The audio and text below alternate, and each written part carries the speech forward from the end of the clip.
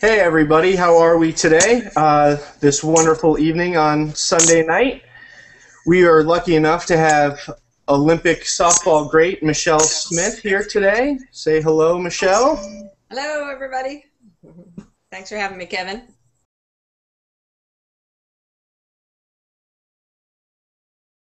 Well, I think the big thing is that you have to dedicate yourself to your goals. You have to set down your priorities, or set your goals down, and then set those priorities and say that, all right, this is what I'm going to focus on. And let's face it, it's really hard to have like 5 goals and be good, or 5 priorities and be good at all of those. So you have to really streamline your goals and say, all right, in college, for instance, I knew that, especially during my junior and senior year, that I was potentially thinking of going to medical school. So I had to set my goals at academics, and then, of course, my sport were going to be my 2 main goals. And if any extracurricular activities or activities in general did not fall into helping me achieve those goals, they were put on the back burner. If I had free time, if I got my class assignments and all the things done that I needed to ahead of time, then I would do more social things.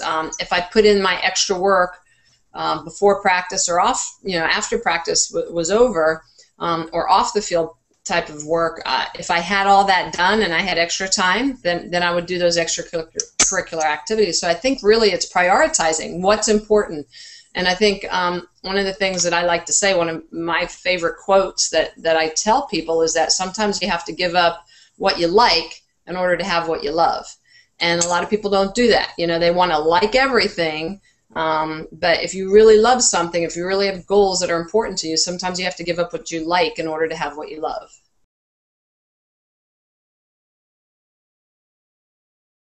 I think it's 2 things. I think the first thing is work ethic. The Japanese have a great work ethic, and we have more of a qualitative work ethic. If you want to go out and have a hard practice, we practice 2 hours. It's the quality of that hard practice. They're quantitative. In other words, the Japanese culture believes that if you really want to be good at something, you have to spend a lot of time. So it's the quantity of the amount of time that you spend out there. So our practices, literally, my first couple of years when I got over there, were about 6 hours a day long. And if we weren't playing on the weekend, our weekend practices were sometimes 8 to 9 hours long, which is unheard of. I mean, that's a really, really long time, yeah. So I think that the work ethic to, if you love something and you dedicate yourself to something, then you can really become really good at it. And that was the first thing that playing over there really taught me. And I think the second thing it taught me was how to overcome obstacles, and that things weren't always going to be easy. I mean, I had to work hard to understand their culture, understand and blend in to a point, blend in and let them know that I was going to learn the language. I honored and respected their culture. I didn't try to have them think, well, I'm American, so I can just get away with anything. No, I learned to speak Japanese as much as I could, which was important to me. But I think what it taught me too is that you have to play with passion. And when I first got over there, I played with a lot more passion than the Japanese players did. So the Japanese fans love that. It took a little bit of a while for them to understand it, but they realized that was what made me unique, and it ended up bringing a nice little flair, I guess you could say, to Japanese softball.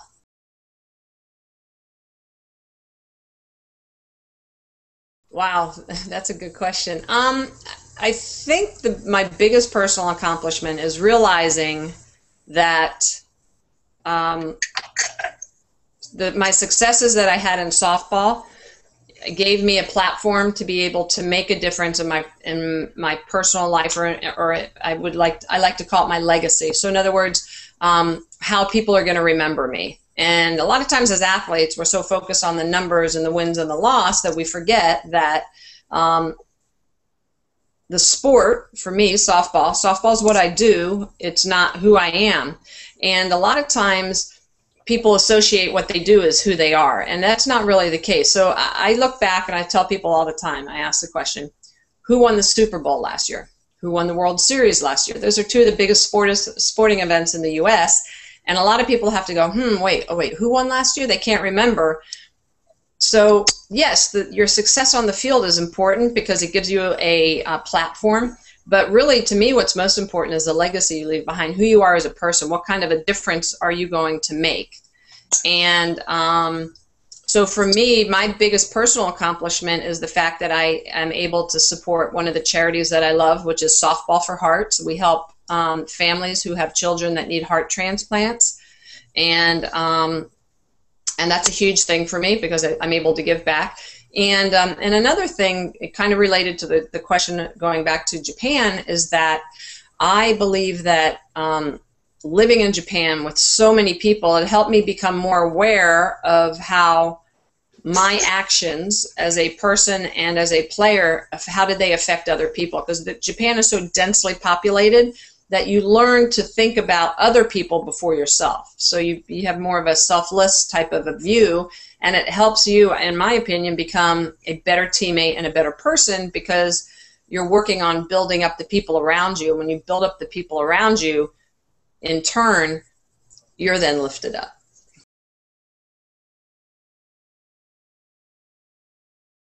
Right. So I have a holiday camp in between Christmas and New Year's, and it's down in Clearwater, Florida, and it's a great event. We have our home base, or our home plate, like we like to call it, at the Tradewinds Resort in St. Pete Beach. So mom and dad and the siblings can all stay at the resort on the Gulf of Mexico and have a blast of a vacation. Not a bad vacation. Yeah, it's great. And then we bus the girls up to Clearwater, to Eddie C. Moore Fields, and we have a really good time. We spend a good chunk of the day on the field. So in the mornings, we warm up. We'll go through agilities.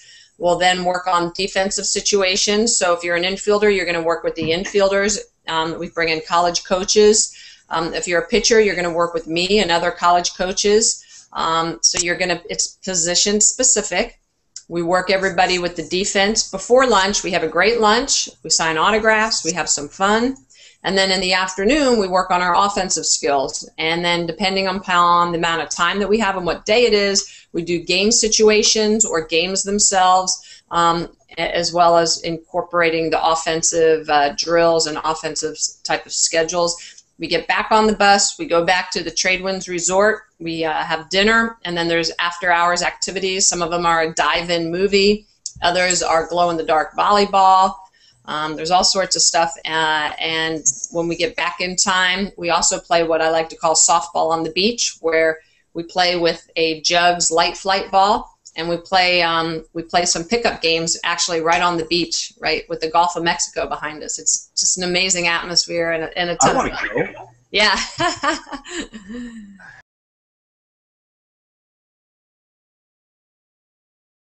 Charles Barkley was awesome. I mean, hanging out with him and talking with him. We actually were staying at the same hotel as his crew was staying out for the NBA championship. So when they would get done with the Thunder and the San Antonio Spurs games and be back at the hotel, we would see him when we would get in from our broadcast, and he started talking trash a little bit. Holly Rowe, our sideline reporter, was like, Charles, Michelle could strike you out. And he was like, no woman could strike me out. He's like, what when she's done cooking in the kitchen? And I was like, oh, no. Charles, you're in trouble.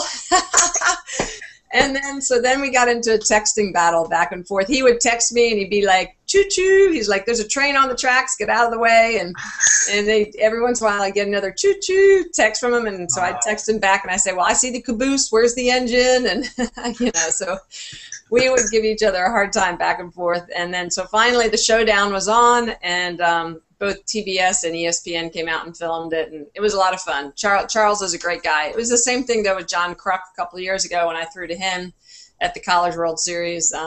With him being a lefty, it was great throwing at him and throwing backdoor curve balls or rise balls underneath his chin. That was a lot of fun.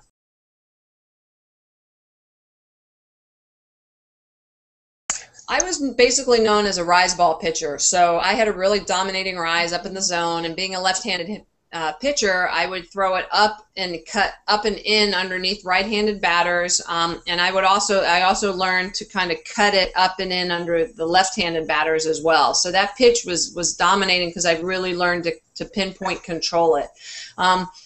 But you can't stay the same, because if you stay the same and everybody else is getting better, by default you're getting worse. So for me, even though I was a rise ball pitcher and I had a really good rise and a curve drop, what Kaylani Ricketts from Oklahoma likes to call her crop, which is a curve drop. That's also the pitch that I threw. I started to learn later in my career a really good changeup and a drop ball, because I knew I had to always have a different look. I had to be unique enough so that every time a hitter that I've faced for the last 4 or 5 seasons stepped in the box, that she didn't know what I was throwing. So you have to be able to zig when your opponent is zagging, and if you don't have the tools or you don't practice and think outside of the box, again, like I mentioned, by default you're getting worse because everybody else is getting better.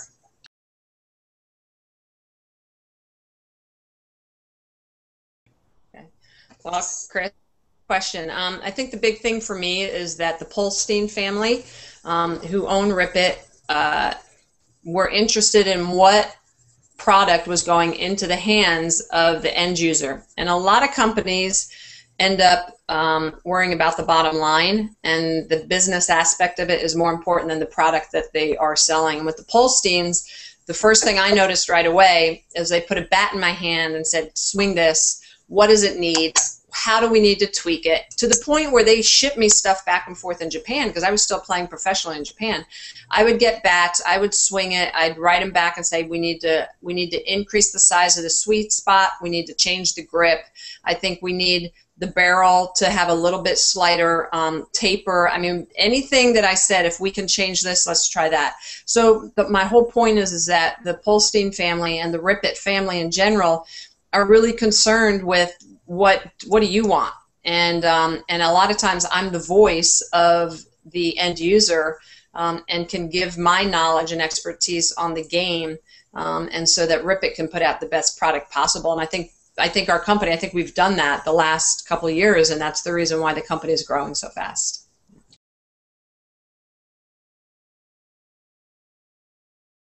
That's a really good question again, because there's a lot of controversy out there about the showcase tournaments. And if you're a position player and you might get 1 or 2 balls a game and 1 or 2 at-bats a game, yeah, you start wondering, okay, am I getting the profile? Am I getting the exposure that I need? And I think to a point, yes, but I think the biggest problem that I see with the showcase tournaments is that a lot of times in a showcase tournament, there's no declared winner. There's just games because the teams are showcased for the college coaches. So that's why we call them showcases, because we think college coaches are coming in looking for that player to get the scholarship. So my whole problem is that the showcase has squelched the player's ability and desire to be competitive, because they're not competing for anything. And I can tell you, any college coach out there, I hear it all the time because I'm interviewing these college coaches. I'm great friends with all of them. These college coaches want to know that you are competitive, that when you are in the box, you've got that fire in your eyes, that you're going to hit that pitch, that when the ball's hit to you, you want the ball hit to you, not that you're avoiding, but that you have that competitive nature, that you're going to do whatever it takes to be the best player that you can be, to be the best college athlete that you can be.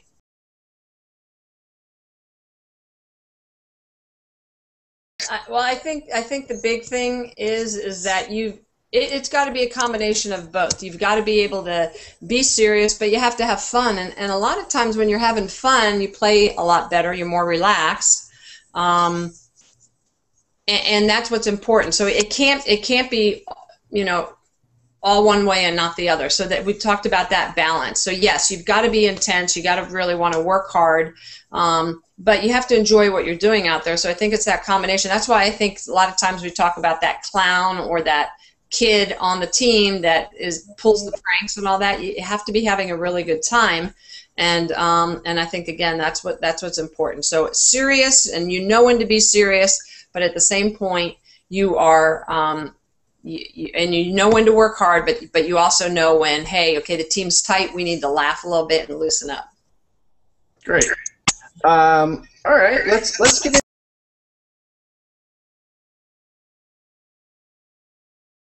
Well, I hope so. I mean, I had a great time. We were fortunate enough to be able to, I think, make history and to, be a part of something that was really special. So for me to be able to call that game, it was huge. It was an honor, and I'm grateful to TBS. I'm grateful that ESPN, was supportive of it, and so just to be able to represent all the female broadcasters out there and analysts, to be able to call a game with John Smoltz, who's one of the best baseball pitchers ever for the Braves, and then EJ, Ernie Johnson, who's one of the best broadcasters. He calls everything. Was humbling. I mean, it was just incredible, and I loved it. I had a great time. There's so many crossover between the bat and the ball, the diamond sports. So, I think that it's something that I hope to do again in the future, and if it works out, it will be a huge blessing for me.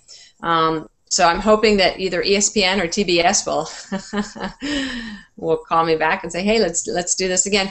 And even if it's not in the booth as an analyst, I would love to be on the sideline and talk with the guys, talk with the pitchers, and then talking about, this is how I'm holding my split finger fastball, or this is the way I'm holding my curveball, or talking with hitters, saying, I'm really working on staying on my backside and working hard to to drive the ball the opposite way.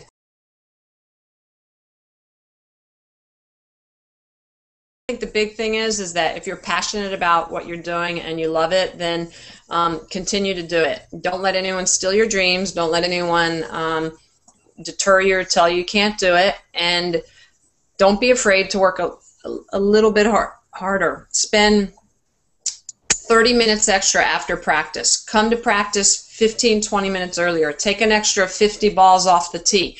It's just a little bit more. The difference between the good and the great, the best and the elite, the difference is marginal. It's very small. It's a little bit of extra effort, and you have to be willing to pay that price. If you're willing to pay that price, give a little bit more, and not just on the field, but it means off the field, in the weight room, the 6 inches between your ears, all those things. If you're willing to give a little bit more, a lot of times you're going to come out on top. So be passionate, love what you do, make a difference to others around you, and then hopefully things will turn out okay.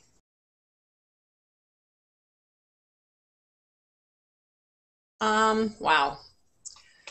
I think that I have a tradition, a work ethic of excellence. I don't have to be the best. I don't have to be perfect, but I just want I want people, when they look at me, that I'm striving for excellence. And then having said that, that doesn't just mean on the field and with my numbers. I want people to say, wow, she was a really good hitter. She was a really good pitcher, but she was an even better person. She was an even better teammate.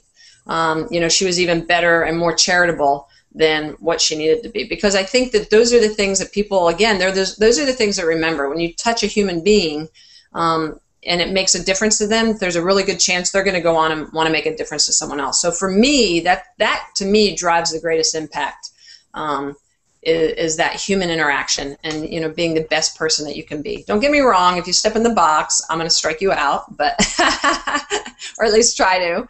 I'm going to go right at you. But if I knock you over or you beat me, I'm going to shake your hand at the end of the day, and I'm going to smile at the effort and excellence that we both gave. Yeah. Great answer. Thank you so much from everybody from Rip It Sports. You're an amazing person to work with, and we thank you so much for being part of our team. And from the looks of it, we might do this again. So I might be blowing up your phone sometime, hopefully in the near future. Thank you so much for joining us, Michele. All right. My pleasure. Everyone have a great Sunday evening.